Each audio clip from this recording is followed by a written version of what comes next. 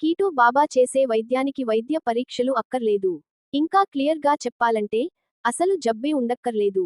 ఏళ్ల తరబడి డాక్టర్లు ఆసుపత్రులు చుట్టూ తిరుగుతూ మందులు వాడుతున్నా తనకు వచ్చిన రోగం తగ్గటం లేదని అతనితో అన్నారు అనుకోండి. ఆ జబ్బు గురించి అతను ఎప్పుడూ వినకపోయినా చిటిక వేసి, మీరు నా దగ్గరికి వచ్చారు, మీకొచ్చిన జబ్బును కొద్ది రోజులలో ఎలా తగ్గిస్తానో మీరే చూద్దురుగాని. ముందు కౌంటర్ దగ్గరికి వెళ్లి వారు చెప్పినట్టు చేసి రండి అంటాడు. కౌంటర్ వద్ద వారి ఆర్థిక స్తోమత తెలుసుకుని అందుకు తగ్గట్టు వేలల్లో లేదా లక్షల్లో అడుగుతారు. ఏదో రకంగా ఈ మాయదారి రోగం నుంచి బయటపడితే చాలు అనుకుని స్తోమత లేకపోయినా అప్పులు చేసి కీటో బాబాకి డబ్బులు కడతారు. కొన్ని రోజులు వైద్య నాటకం పూర్తి అయ్యాక బయట వైద్య ల్యాబ్తో ఒప్పందం చేసుకొని వారి వద్ద వాటా తీసుకుని అక్కడికి పంపించి వైద్య పరీక్షలు చేయిస్తారు. అందులో వచ్చిన ఫలితాలకు పిచ్చి పిచ్చి కారణాలు చెబుతూ ఆ విధంగా గొప్ప మార్పు రావడానికి తన వైద్యమే కారణమని చెప్పుకుంటాడు. వైద్యం గురించి ఏమీ తెలియని అమాయక జనాలు తలూపటం తప్పితే ఏమీ చేయలేని పరిస్థితి ఉంటుంది.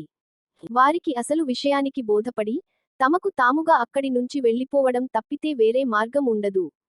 ఈలోగా వారి వద్ద ఉన్న డబ్బులన్నీ లాగేసుకునే పని అతను చూసుకుంటాడు.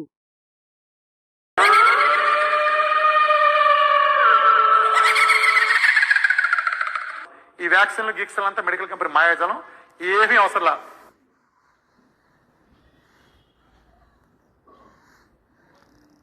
లంగ్స్ ప్రాబ్లం తీసుకెళ్ళి దయచేసి ఐసీయూ చలిగాల్లో ఉంచద్దు. వాళ్ళ దయచేసి ఎండలో ఉంచండి. వాళ్ళ దయచేసి ఎండలో ఉంచండి. వాళ్ళ దయచేసి ఎండలో ఉంచండి.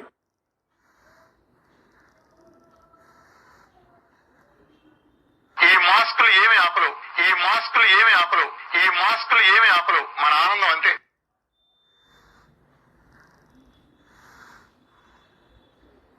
సరదాగా వాటేసుకుని మరి విష్ చేసుకుని తర్కమైన ఒక శాస్త్రం కాకుండా కోవిడ్ సోషల్ డిస్టెన్స్ మెయింటైన్ చేయాలి. అవసరం లేదమ్మా, అవసరం లేదమ్మా, అవసరం లేదమ్మా.